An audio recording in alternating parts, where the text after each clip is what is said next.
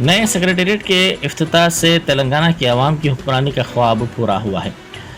BRS के रुकने parliament Santosh Kumar ने ये बात कही। सोशल मीडिया के अहम प्लेटफॉर्म ट्विटर पर सरगर्म संतोष कुमार ने कहा कि नए सेक्रेटेरिएट के करीब पटाखे जलाने का मंजर शानदार रहा है। उन्होंने कहा कि ये एक विखार का मामला है।